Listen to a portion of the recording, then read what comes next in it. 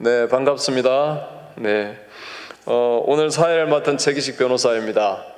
근데 저쪽에 오늘 강의는 좀 집중해서 들으시면 좋으실 텐데 가급적 나중에 혹시 형편이 되시면 요 두 라인으로 좀 들어오시면 더 좋으실 것 같은데, 예, 편하실 대로 하시고요. 오늘 그 통일을 준비하는 신광두레교회에서 지난 금요일 날 통일 세미나를 이 자리에서 연 것에 이어서 오늘은 성도님들을 모시고 특강을 준비했습니다. 특별히 사회를 맡겨주신 우리 최동문 목사님께 감사를 드립니다. 오늘 특강을 해주실 조영기 교수님 제가 소개해 드리겠습니다.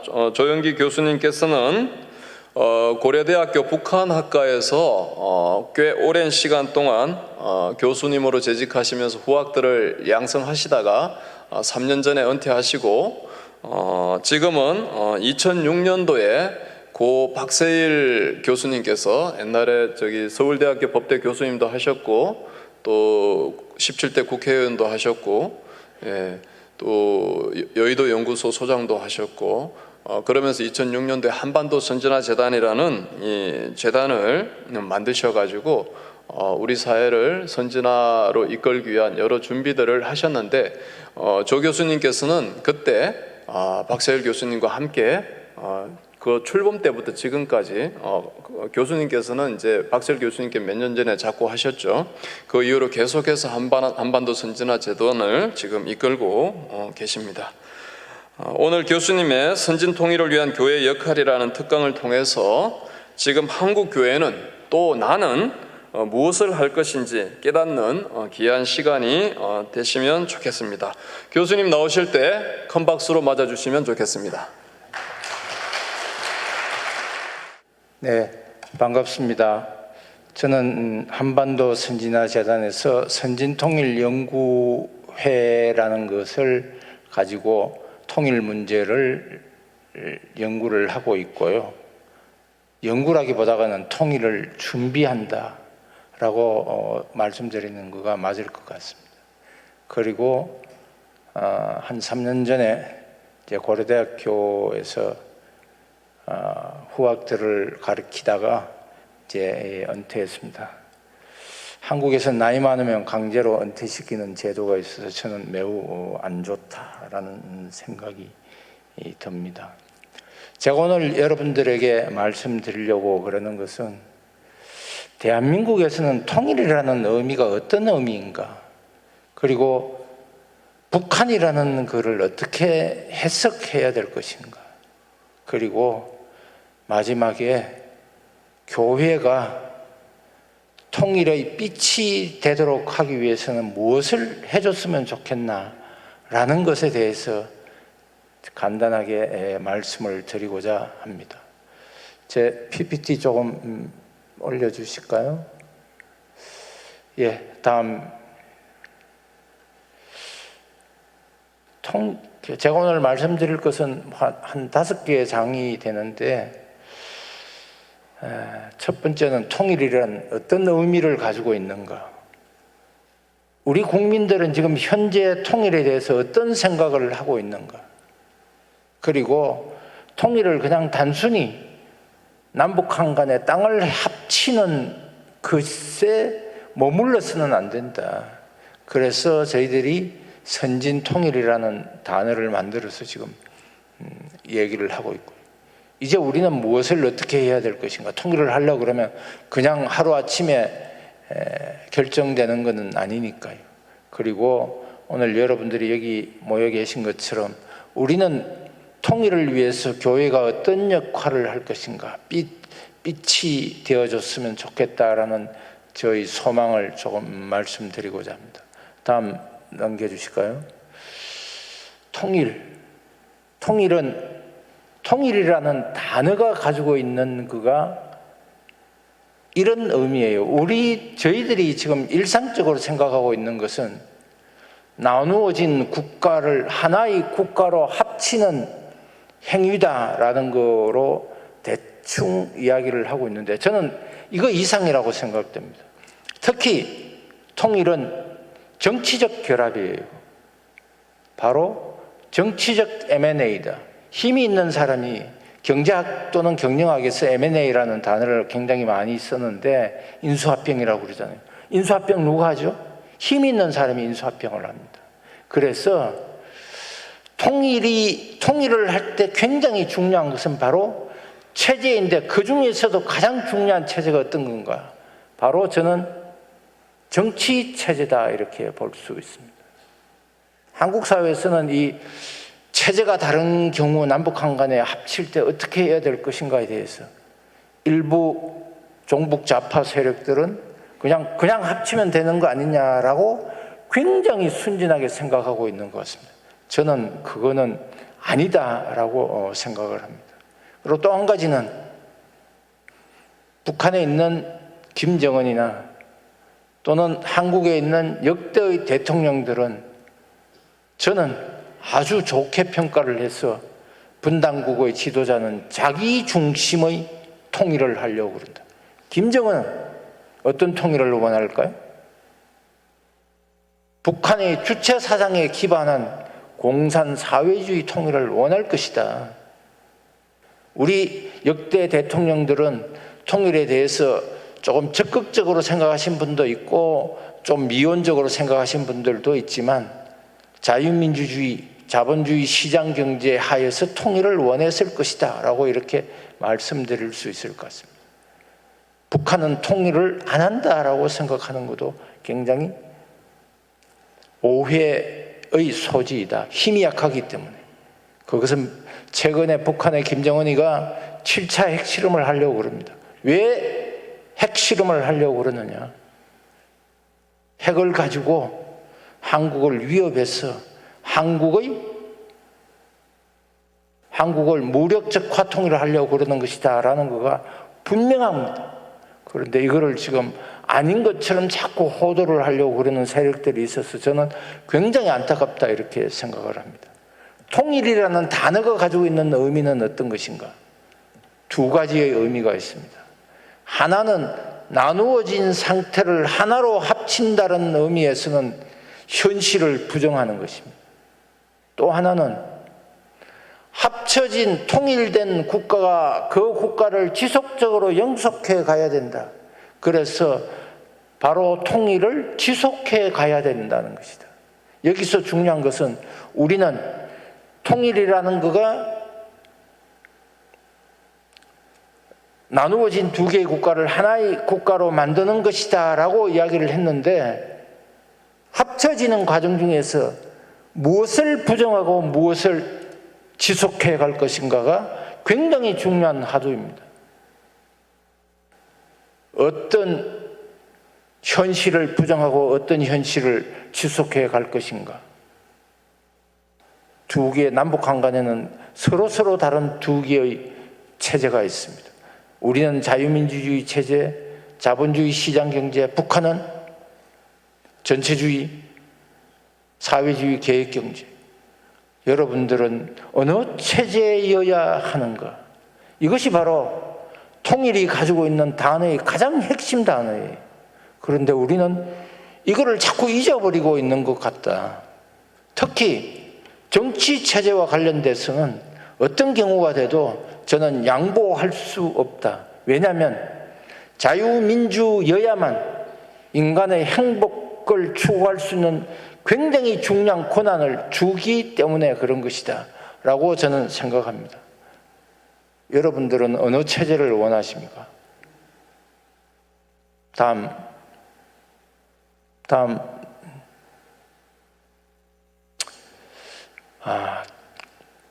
우리 국민들이 어떤 생각을 하고 있는가라는 것을 서울대학교 통일평화연구원이라는 곳에서 2006년 이후부터 시작해서 지속적으로 여론조사를 하고 있습니다. 이 여론조사가 가지고 있는 의미가 굉장히 시사하는 바가 크다고 생각됩니다. 위에 보면 남북한 간이 하나로 합쳐져야 된다. 한 60%. 밑에 남북한 경제통합을 하고 그냥 같이 그냥 이렇게 공존하는 거가 좋지 않는가. 사회가 공존하는 거가 좋지 않는가? 두 개 합치면 한 30% 정도 됩니다. 이것은 통일을 하지 말고 지금 현재 있는 상태로 그냥 가져가자라는 여론도 적지 않다라는 것을 시사해 주고 있습니다. 이걸 지금 우리는 이걸 극복해야 돼요. 어떤 극복을 해야 될 건가? 자유민주주의 체제 하에서 통일이 되어야 된다라는 거가 지금부터 우리에게 주어진 굉장히 중요한 소명이라고 저는 생각을 하고 있습니다. 다음, 굉장히 잘 보이지 않는데요. 저기 20대, 30대 친구들이 20대, 30대의 친구들이 통일을 할 건가 하지 말 건가에 대한 거. 통일하지 말자.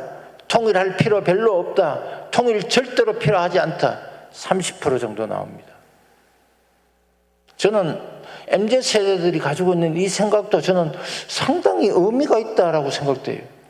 왜 내 돈 들여가지고 이 자유로운데 나도 즐기지 못하는데 왜 북한 저 동포들인데 내 돈을 주어야 되느냐라고 생각하는 것 같습니다. 맞는 것 같은데 하나는 생각을 잘못한 것 같아요. 통일 비용은 주로 누가 부담하느냐? 40대, 50대의 부자들이 부담해요. 더 많은 부자들이. 그리고 그 혜택은 누가 내리는가? 누가 수혜를 받는가? 젊은 친구들이 받아요. 그런데 이거에 대한 교육이 잘못되었기 때문에 그런 것이다. 그 교육 잘못한 거에 대해서는 저도 책임이 있는 것 같습니다. 다음 장. 그리고 통일의 필요성과 남북관계와 관련된 거. 평화 공존하자. 그냥 같이 제가 지금 또 어떻게 생각하는가에 따라서 통일의 필요성을 강조하시는 사람들은 협력의 대상이라고 보고 있고 별로 통일 필요 없다라고 생각하는 사람들은 경계의 대상이다. 북한을 어떻게 보는 거예요? 이것은 지금 우리 사회가 가지고 있는 이념 갈등 또는 사상의 갈등이 그만큼 심하다라는 것을 의미하고 있습니다. 이 문제도 우리가 어떻게 해결해 나갈 것인가도 굉장히 중요한 문제인 것 같습니다. 다음.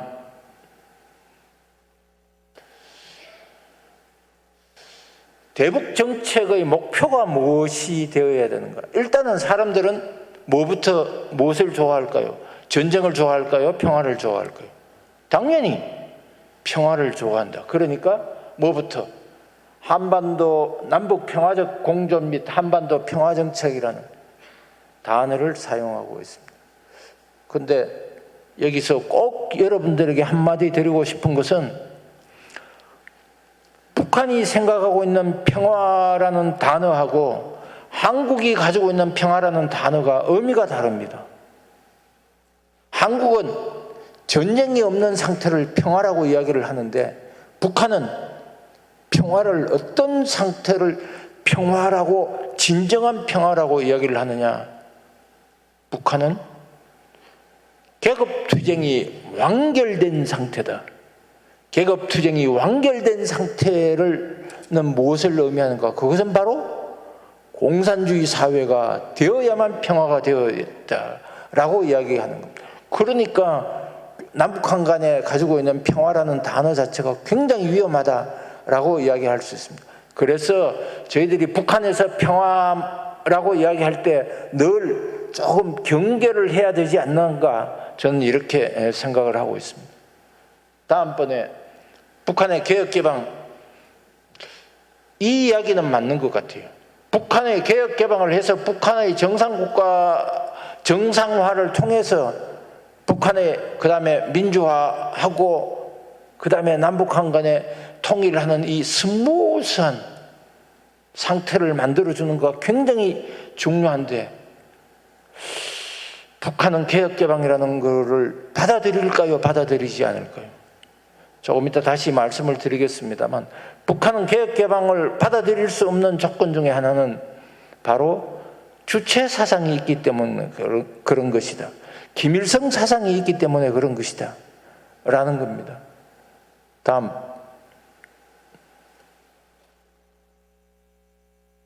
통일을 해야 되는 이유, 같은 민족이니까.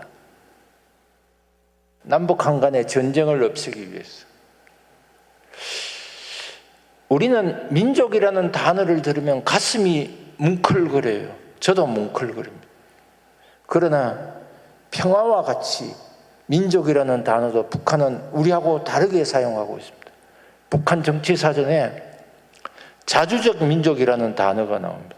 이 자주적 민족이라는 단어는 바로 북한의 주체사상을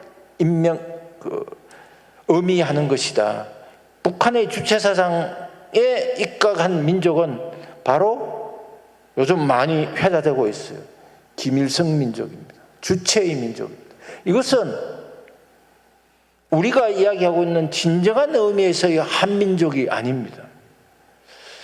민족이라는 단어 자체가 생긴 것은, 민족이라는 것은 죄송합니다만 영어로 쓰면 내셔널리즘이거든요. 민족주의가. 내셔널리즘이라는 것은 국가가 만들어지기 위해서 유럽에서 무엇을 중심으로, 민족을 중심으로 해서 국가를 만들어라. 이때의 민족이 가지고 있었던 가장 중요한 핵심의 단어는 무엇이었느냐면 바로 내가 국가를 결성할 수 있는 뭐를 가지냐? 권리를 가진다. 그것을 바로 우리는 주권재민이라고 이야기합니다. 북한도 민주라는 단어를 사용하고 있는데, 그러면 북한도 주권재민이 있는 것이 아닌가? 북한에 민족이라는 단어를 사용하지만 저는 북한은 민족이라는 단어가 없다라고 생각됩니다. 오로지 누구만 있어요? 김일성 혈통, 백두 혈통만 있는 것이다. 그러니까 북한의 민족은 주권 재민이 아니라 주권 부재. 북한 주민들에게는 스스로 결정할 수 있는 권한이 있느냐 없느냐? 없다. 그래서 북한이 가지고 있는 민족과 우리가 가지고 있는 민족이라는 단어에는 분명하게 현격하게 차이가 난다라는 것을 여러분들에게 말씀드리겠습니다. 그래서 우리 한참 2006년, 2007년, 2005년 이후부터 시작해서 민족공조라는 단어가 굉장히 많이 나왔을 때 많은 사람들이 어이 남북한 간에 민족공조 하자는데 뭐가 잘못된 거냐라고 이야기를 했는데, 북한 아이들이 선전 전술을 제대로 확인했으면, 이해했으면 그 민족공조라는 단어를 이렇게 허술하게 사용하지는 않을 것이다. 그런데 최근에 북한은 이제 민족이라는 단어를 잘 안 쓰더라고요. 민족공조라는 단어를 잘 안 쓰더라고요. 왜냐? 이제 한국 사람들이 이 민족이라는 단어에 대해서 너네들이 우리인데 거짓말 하는구나 라는 것을 조금은 많이 알았다라는 것을 자체적으로 판단한 것이 아닌가, 좀 개인적으로 이렇게 생각을 합니다. 다음 슬라이드 좀 부탁합니다. 대한민국 사람들이 박정희 대통령이 계셨을 때는 없는 데서 무엇을 만들었어요? 새로운 것을 다 만들어냈어요. 그래서 하면 된다라는 새마을 정신도 있었고 이런 거가 있었는데, 최근에 와서 민주화 이후에 한국 사람들이 또는 특히 엘리트들이 가지고 있는 생각 중에 되는 거에 대한 거를 생각하기보다는 안 되는 거에 대한 생각을 훨씬 더 많이 하고 있는 것 같아요. 북한이 지금 전술핵이 한 60개 정도를 가지고 있다고 그래요. 2025년 되면 한 200개 정도 가진대요. 정말 위험합니다. 미국을 저는 굉장히 많이 믿지만 서울을 방어하기 위해서 워싱턴을 포기할 건가에 대한 회의는 우리가 좀 가져야 되지 않아요? 그래서 핵무장에 대한 이야기를 하면 특히 군인들이 핵무장에 대한 안 되는 이유를 다 찾아내요. 이제는 한국도 공개적으로 핵무장에 대한 얘기를 할 수 있는 정도가 되었다. 이렇게 큰 위협을 받고 있는데, 근데 잘 모르겠어요. 뭐 정부에 계신 분들이 어떻게 생각할지 모르겠다. 저는 조금 다른 이야기긴 합니다만, 북한을 압박할 수 있는 가장 큰 힘을 가지고 있는 친구들은 중국이니까 중국을 압박할 수 있는 방법이 무엇인가에 대해서 고민을 한번 해봤어요. 그래서 4년 전인가 한반도 선진화재단에서 이런 글을 쓴 일이 있습니다. 미국의 그 영민이라 그러면 조금 이상하지만 하여튼 협력해서 한국, 일본, 대만이 핵무장 연대를 좀 만들었으면 좋겠다. 그러면 중국이 아주 난리법석을 지킬 거예요. 그러면 북한 핵폐기에 너네들이 선봉에 서면 이거 파기하겠다라는 이런 배짱 정도는 있어야 되는 거 아닌가요? 근데 아무도 안 해요. 군인들이 안 되는 것을 찾아내는 사람들이. 저는 그래서 너무너무 답답해요. 제 재단에도 이런 군사안보 전문가들이 와가 있는데 핵무장에 대해서 이야기하면 전부 다 두 손 들고 나자빠집니다. 저보다, 그래서 저는 엄청나게 강경파로 보여지고 있는데 사실은 저는 강경파 아닌데 하여튼 그렇습니다. 통일 문제와 관련돼서도 우리는 안 되는 길을 찾는 거가 제가 보기에는 5가지인 것 같아요. 이런 거. 그래서 이제 이 거창한 단어로 붙였습니다. 5대 통일 장애 담론, 통일 거부 담론이라고. 남북한 간에 북한의 정치적 무능을 은폐하기 위해서 북한식 통일하면 되는가 아닌가, 통일지상주의. NLI 친구들이 이런 거, 주사파들이 이런 거 굉장히 많이 강조를 하고 있는 것 같습니다. 특히 천문학적 비용 때문에 통일 후 삶의 질이 피폐해질 것이라는 것을 강조해서 과장했어. 과도한 통일 비용론을 부담하기 때문에 우리는 통일해서 안 된다. 천천히 해야 된다. 천천히 할 수도 있어요.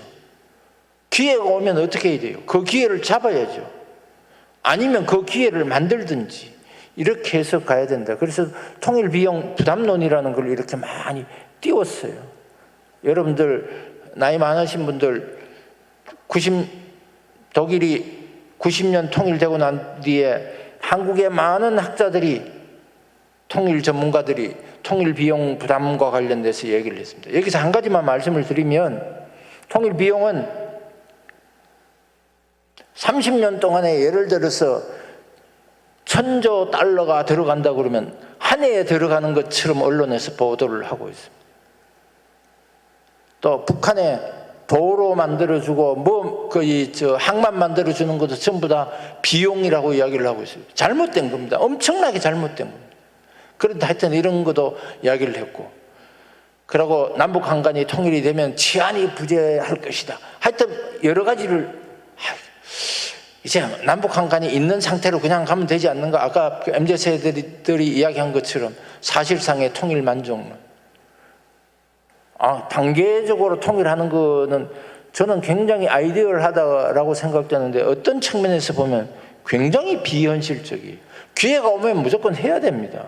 우리도 인생에 기회가 있다고 그러잖아요. 3번의 기회. 3번의 기회.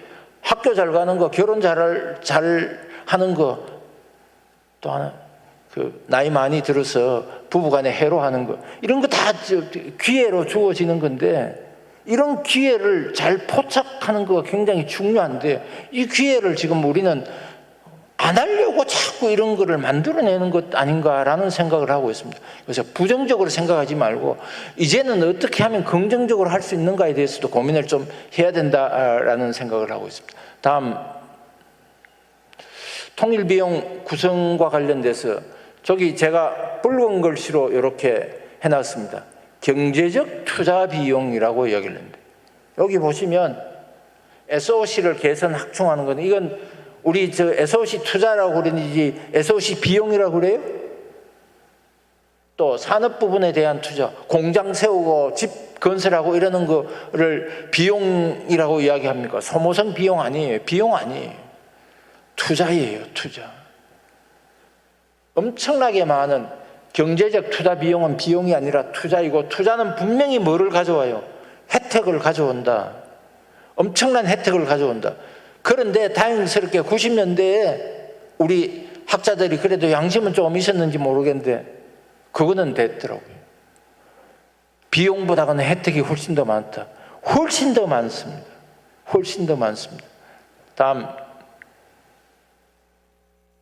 여기 나와 있는 것처럼 통일 비용과 통일 혜택과 그리고 이 분담 비용, 사실은 분담 비용도 우리 무시할 수 없는 거잖아요. 남북 한간이 분단되어 있으니까 이런 것도 저희들은 좀 고민을 하고 통일에 대해서 적극적으로 추진해서 동북아 전체의 안정을 기하는 것이 또는 평화와 번영을 기하는 것이 중요한 것이 아닌가 이렇게 생각을 합니다. 다음, 제가 재단에 한반도 선진화 재단에 있으면서 선진 통일이라는 것을 얘기를 하고 있습니다. 이 선진 통일이라는 단어는 한반도 전역이 선진국으로 도약하는 것이다. 그런데 한국은 선진국이 됐는데 북한은 아직도 근대 국가의 모습을 갖추고 있지 않아요. 근대 국가라는 것은 정치학에서는 이렇게 이야기를 하고 있습니다. 산업화되고 민주화되는 것이다. 북한에게 산업화와 민주화의 의미는 저는 이렇게 개념 규정을 했습니다. 산업화는 한국이 산업화되고 난 뒤에 가장 큰 혜택이 뭐였는가? 바로 빈곤으로부터 해방되는 것이었어요. 산업화는 북한 주민에게 산업화는 북한 주민들이 지금 겪고 있는 빈곤으로부터 해방돼서 그거로부터 오는 경제적 자유를 부여하는 것이다. 민주화는 억압으로부터 해방시키는 것이다. 김정은의 독재체제에서부터 해방시키는 것이다. 따라서 선진통일이라는 것은 단순히 국토를 그냥 휴전선 없애는 거가 문제가 아니라 이런 통일을 저는 개념 규정을 재통일이라고 개념 규정을 했고요. 그리고 새로운 국가를 만든다라는 각오로 가야 된다. 그 각오가 바로 신통일이다. 그래서 남북 한간이 선진 통일이 되는데 이 남북 한간의 선진 통일의 의미는 한반도의 선진 통일뿐만 아니라 선진화뿐만 아니라 동북아 전역의 선진화를 추구해야 된다. 안 할 말로 해서 좀 꿈이 거창하긴 합니다만 팍스 코리아나가 좀 되었으면 좋겠어요. 로마는 큰 나라에서부터 시작해서 결코 시작되지 않았습니다. 지금까지 우리가 2000년 이상의 고난 속에서 중국의 중화주의 때문에 억압을 받았는데 이거로부터 시작해서 극복해서 동북아 전역에 우리의 새로운 생각, 우리의 올바른 정신이 확장됨으로 해서 동북아 전역이 전부 다 선진화되고 선진적 생각을 가지는 것이 중요한 것이 아닌가. 이렇게 되어야만 전체적으로 동북아 전역의 평화와 번영을 구가할 수 있는 것이다. 여기서 중요한 것은 통일 과정에서 한국에서 가지고 있는 잘못된 기존의 관행 기득권 구조를 타파하는 것이 저는 굉장히 중요하다고 생각합니다. 그렇기 때문에 새로운 선진 통일을 위한 새로운 아이디어, 새로운 기구를 창출하는 것가 굉장히 중요하다 이렇게 생각을 하고 있습니다. 다음 장 좀. 우리가 통일을 왜 해야 되는가? 4가지를 저는 이야기를 하고 있습니다. 민족적 역사적 과제예요. 정말로 제대로 된 한민족의 역사적 뿌리를 찾는 거고요. 북한 주민이 지금 직면하고 있는 시급성의 문제, 빈곤으로부터 억압으로부터 해방시켜주는 것, 그것은 바로 제가 조금 전에 말씀드린 산업화와 민주화 이외에 나머지 방법은 없습니다. 그리고 동북아의 평화와 번영을 위한 미래 지향성이다. 이 자체도 선진 통일에 굉장히 중요한 화두다. 또 한 가지 중요한 것은 중국은 한반도가 중국화되는 것이 굉장히 위험한 걸로 다가오고 있습니다. 그래서 이 문제를 없애기 위해서 3년에 중국 아이들이 이런 보고서를 만들어냈어요. 압록강에서부터 시작해서 50km, 평양 위쪽에서 함흥 저 위쪽에 있는 거, 그리고 그 아래 내려와서, 그래서 한국이 한반도 중에서 상당히 많은 부분은 누가 가져간다고? 중국이 가져가려고 엉뚱한 짓 하고 있어요. 이런 것도 우리는 바꿔내야 된다라는 겁니다. 다음, 무엇을 할 것인가? 저는 올바른 통일 대북 정책이 필요하다. 그 대북 정책은 통일지향의 대북 정책이어야 된다고. 압박 정책도 필요하고, 관여 정책도 필요하고, 포용 정책도 필요하고, 관여 정책, 엔게이지먼트, 또 하나는 확산 정책도 필요하다. 압박 정책은 북한의 도발에 대해서 우리가 강력하게 응징해야 돼요. 응징 잘 안 했어요. 그냥 대화하기 위해서. 저는 아니다라고 생각되고, 특히 한국 사회에서 굉장히 헷갈리고 있는 것 중에 하나는 계절의 옷이 권력의 옷을 벗긴다. 계절의 옷이 권력의 옷을 벗길까요? 아니면 더 두툼하게 만들까요? 이런 측면에서 한국은 실패한 것 같아요. 계절의 옷은 계절에 따라서 변화되는 것이지 권력의 옷을 그렇게 변화시킬 수 있는가? 저는 아니라고 생각해요. 그리고 이제 우리가 정말로 해야 될 것은 북한의 자유민주주의와 자본주의 시장경제에 대한 가치를 어떻게 확산시켜낼 것인가가 굉장히 중요하다. 그리고 우리가 해야 될 것은 올바른 통일 외교인데, 우리가 통일할 의지가 있다. 우리가 통일하고 난 뒤에 한반도 전역뿐만 아니라 동북아 지역에 최소한 중국의 동북 사성 정도는 관리할 수 있는 관리 능력이 있다라는 것을 국제사회에 확인을 시켜줘야 돼요. 그리고 우리가 통일을 함으로 해서 평화와 번영에 도움이 되는가 아니면 피해가 되는 것인가에 대한 우리 나름대로의 연구해서 이 사람들을 설득시켜야 돼요. 그리고 북한 핵 문제 해결해야 되고, 압박 정책을 통해서 통일 이후 한국 사회는 결코 제국주의나 패권주의로 가지 않는다라는 것을 주변 사람들에게 늘 이야기를 해야 돼요. 우리가 가지고 있는, 제가 말씀드리는 팍스 코리아나라는 것은 힘으로 지배하는 것이 아니라 자유와 민주, 자유민주에 의해서 사람들에게 평화와 번영을 가져다 주는 팍스 코리아나라는 것을 여러분들에게 말씀드립니다. 다음 페이지. 독일 통일이 가지고 있는 독일 통일은 사실은 급변에 의한 흡수 통일이거든요. 동독의 급변 사태, 그리고 이 동독의 급변 사태가 동독의 민주화를 일으켰고 독일 통일로 완성했다. 여기서 중요한 것은 저는 두 가지라고 생각됩니다.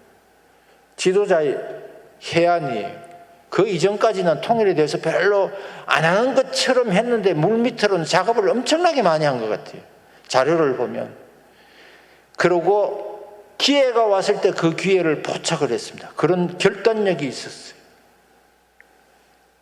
그리고 관료들이 굉장히 전문화되어 있었습니다. 또 하나는 서독 주민들이 통일로부터 시작해서 오는 부담으로 여기지 않고 게르만 민족의 영광을 위해서 그걸 받아들였어요. 희생을 했어요. 바로 이런 거가 필요하다.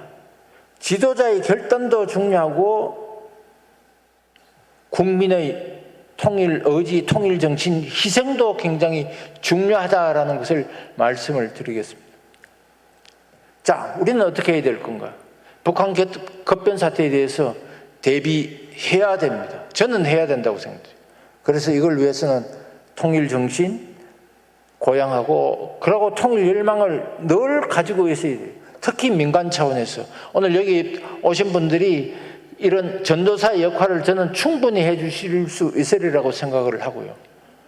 평소에 북한 주민의 마음을 넣기 위해서 우리는 무엇을 어떻게 할 것인가에 대해서 지속적으로 고민을 해야 돼요.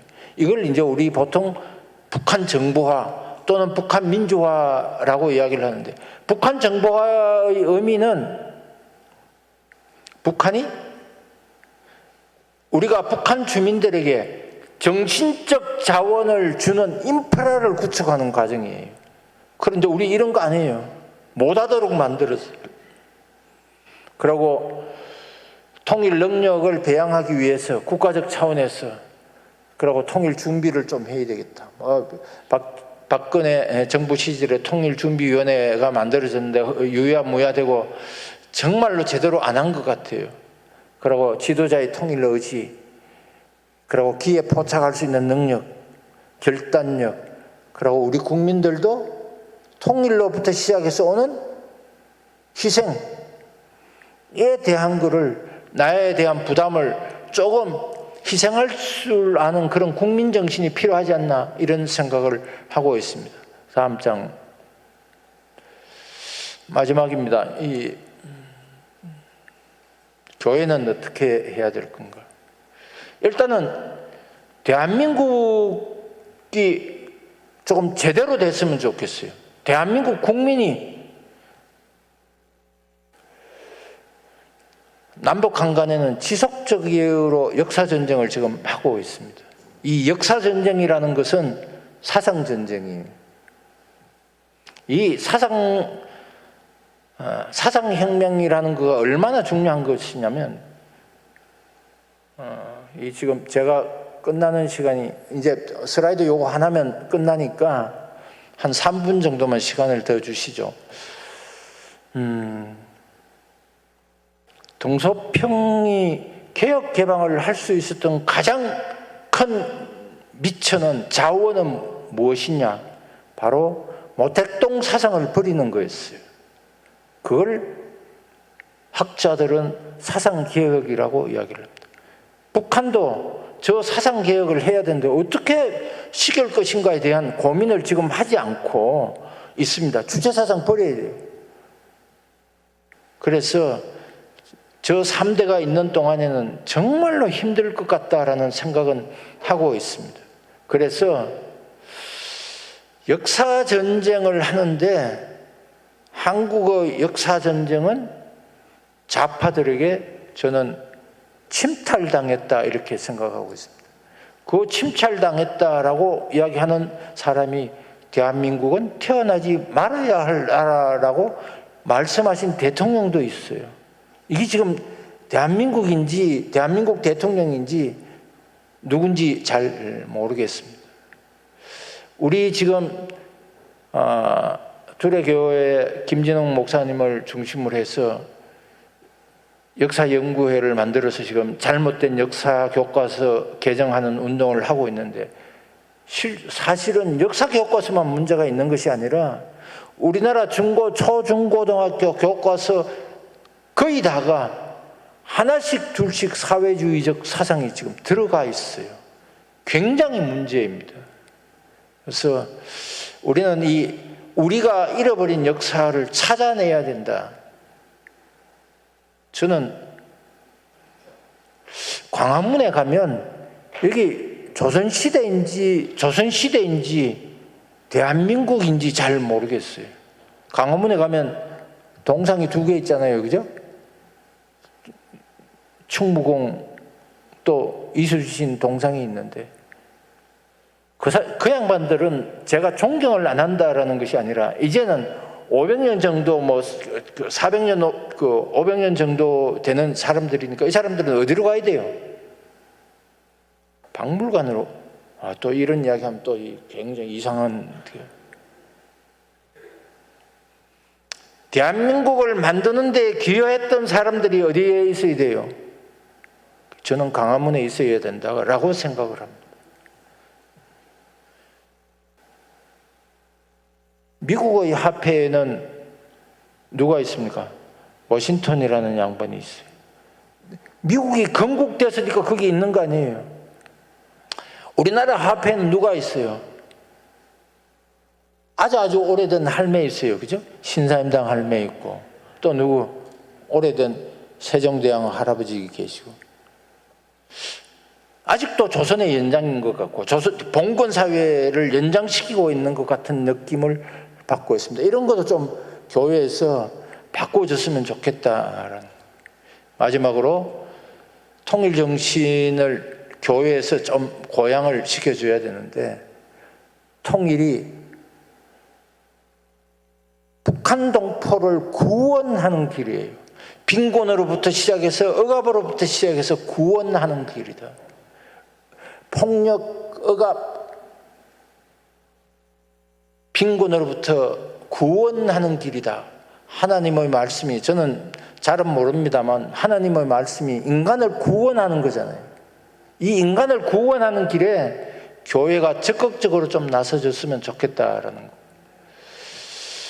교회가 보편적 통일 정신을 발굴하고 통일의 발원지로서 역할을 좀 해줬으면 좋겠는데, 특히 통일 정신과 관련돼서 저는 저희들이 가져야 될 중요한 통일 정신은 자유, 민주, 인권이라고 생각되고, 뒤에 나와 있는 평화, 평등은 이제 세계 보편적인 가치니까, 특히 한반도에서는 자유와 민주와 인권이에요. 특히 자유와 민주는 분리할 수 없다라는 겁니다. 북한도 민주라는 단어를 쓰죠. 인민민주라는 것은 계급 관점에서 보는 거다. 하나님은 계급이 없는 사회를 말씀을 하셨는데, 우리가 어떻게 저 북한의 인민민주라는 단어에 현혹될 수 있는가? 이제 마지막 정말로 마지막 한마디.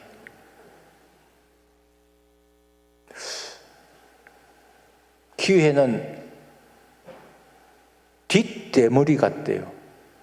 대머리 있는데 뒤에 나와 있는 뒷대머리를 잠든 것과 같다. 이 이야기는 뭐를 의미하느냐면, 기회를 포착하는 것은 굉장히 어렵다라는 의미입니다. 여러분들이 기회를 포착하는데 힘을 합쳐주시고, 그리고 그 기회가 포착되면 우리가 그 기회를 가지고 자유민주 기반으로 한 통일이 될 수 있도록 많은 기도, 많은 성원을 부탁드리겠습니다. 오늘 제 강의 여기서 마치겠습니다. 감사합니다.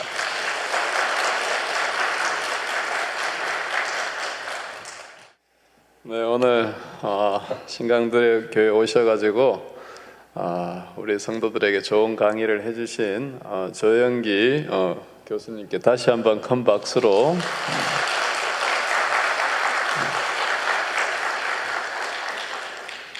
네,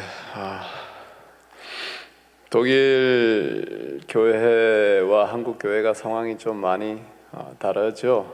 독일 서독교회와 동독교회 상황이 지금 한국 우리 교회하고 북한 교회 상황도 많이 다르고, 하여튼 우리 서독교회는 종교개혁주일이니까 굉장히 많은 역할들을 통일 과정에서 했었습니다. 여러분들이 잘 알고 있는 프라이카우프라는 프라이라는 그 자유라는 독일어 단어와 카우펜이라는 독일어 동사 사다라는 그런 동사가 있는데, 그렇게 해서 동독 정부가 서독 정부가 서독 교회에 또 이렇게 정치범들을 석방할 수 있는 돈을 보내고, 서독 교회가 동독 교회를 통해서 동독 정부 호네크에게 돈이 들어가서 정치범들을 이렇게 석방시켰던 그런 역할도 서독교회에서 해왔고, 또 서독교회에서는 또 독일 교회에 또 서독 목사님들을 파송해서 또 할 수 있는 그런 게 있었죠. 그래서 옛날에 제가 독일에 외교관으로 가 있으면서 왜 동독교회에서는 동독 정부는 왜 동독교회를 북한처럼 저렇게 없애지 않았을까, 이런 생각을 좀 해봤는데, 가만 보니까 이 종교교육의 발상지가 전부 다 동독 지역에 있어요. 마틴 루트가 했던 그 교회 비텐베르크 성당들도 다 동독에 있고, 그러니까 동독 정부에서 이 동독에 있는 교회들을 없애버리면 이 굉장히 큰 혼란과 또 저항에 부딪힐 것 같지 않습니까? 그래서 보니까 동독 정부는 동독 교회를 사회주의의 체제에 수용되고 순응하는 그런 교회로 정도로만 살려두고 아예 없애지는 못했던 거죠.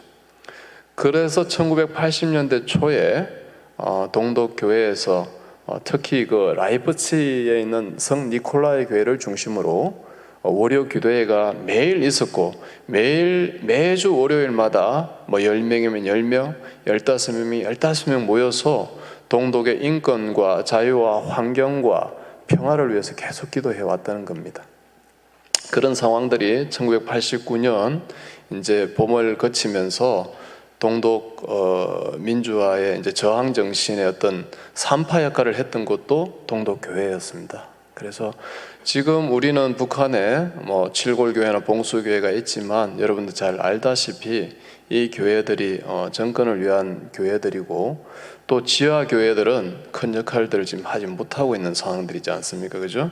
밖으로 드러나면 바로 지금 정치범 수용소로 가야 되는 그런 상황들이기 때문에 동독교회와 북한교회는 차원이 많이 다릅니다. 그렇지만 제가 잘 알지는 못하지만 북한에 있는 지하교회 성도들이 지금 정말 눈물로 하나님께서 정말 회복시켜 주시기를, 하나님 이 70년 동안 우리가 바벨론 땅에서 눈물로 기도했던 그 이스라엘 백성들처럼 우리가 포로되었던 우리가, 잡혀있는 우리가 정말 함께 남한 성도들과 함께 기도하고 하나님을 마음껏 찬양할 수 있는 그 아름다운 날들을 지금 꿈꾸면서 숨죽이며 기도하고 있을 겁니다. 그런데 우리는 너무 편하게 살고 있잖아요. 어쩌면 우리는 내 가족과 내 아이와 내 부모의 문제에 국한되어 가지고 너무 편안하게 살고 있잖아요. 지금부터라도 우리 신광두레교회부터 시작해서 한국 교회에 북한을 위해서, 북한 동포들을 위해서 더 많이 기도하는 그런 움직임들이 일어나고, 아까도 제가 기도할 때 말씀드린 것처럼 우리 탈북 대학생들 정말 학교 다니면서 버스 요금이 없어서 걸어다니는 학생들도 있습니다. 한국 교회가 얼마나 많이 있습니까? 그 한 교회가 한 학생들을 매칭을 시켜가지고 돕는 그런 일들도 전개하면서 우리 신광두레교회가 먼저 그러한 모범을 보이고, 그래서 우리 두레 수도원에서 이번에 또 목사님께서 큰 300만 원씩 후원하는 그런 프로젝트를 진행하셨는데, 그런 것들이 시발점이 되어서 한 명 한 명의 탈북민들을 먼저 세워나가는 일, 그리고 북한에 어려움이 있어서 이렇게 탈북하고 싶은 분들, 나오고 싶은 분들, 돈 때문에 나오지 못하는 분들도 많습니다. 그래서 작은 정성들을 모아서 우리가 지금 할 수 있는 일들 하나씩 실천하는 것이 바로 종교교육 기념주일 505주년을 맞는 우리가 다시 한번 생각해야 될 것이 아닌가, 이렇게 사회자로서 말씀을 드리고, 최동문 목사님 나오셔서 마치는 기도해 주시고 오늘 모든 순서를 마치도록 하겠습니다. 오늘 선진화 통일과 교회의 역할이라는 제목으로 특강을 해주신 우리 조영기 교수님께 다시 한번 뜨거운 박수로 환영해 주시기 바랍니다. 감사합니다. 수고했습니다. 그리고 앞으로 한반도 우리 통일 조국을 위해서 다양하게 준비를 하고 계신 우리 최기식 변호사님께도 감사의 박수 한번 보내주시기 바랍니다. 감사합니다. 고맙습니다. 어제 그저께에 우리 금요일에 통일 세미나 하는 우리 세미나 교재가 지금 밖에 몇 건 남아 있습니다. 혹시 필요하신 분들은 나가시면서 가져가실 수 있게 되기 바랍니다. 오늘 통일 한국 이렇게 준비하는 우리 교회에서 또 이렇게 좋은 특강 할 수 있게 돼서 감사하고, 우리 모두 우리 변호사님 말씀처럼 통일 한국을 준비하는 그런 귀한 일에 쓰임받는 우리 교회가 되었으면 좋겠습니다. 기도하겠습니다. 고마우신 하나님 아버지, 우리 신광두레교회 종교개혁기념주일 505주년을 맞이해서 선진화 통일과 교회의 역할이라는 좋은 특강 함께 할 수 있도록 은혜 베풀어 주심을 감사합니다. 우리 신광두레교회가 앞으로 이런 통일 한국을 준비하는데 요긴하게 쓰임받기 위해서는 지금부터 지혜롭게 요셉과 같이 잘 준비하는 그런 교회다운 교회로 쓰임받을 수 있도록 우리 모두 함께 기도하며 준비하게 하여 주옵소서. 이제는 성부, 성자, 성령 삼위일체 하나님의 은혜와 사랑과 성령의 통역사 인도하심이 통일한 국을 준비하는 우리 교회에서 종교개혁 기념특강과 이런 좋은 일들을 감당할 수 있게 해주신 것에 감사하며 앞으로 준비하기를 다짐하는 우리 모든 교우들 위해 이제로부터 영원토록 함께 하시기를 간절히 축원하옵나이다. 아멘.